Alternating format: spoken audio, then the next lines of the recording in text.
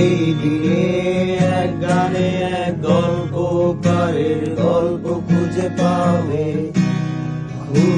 পাবে না সেই গল্পকার।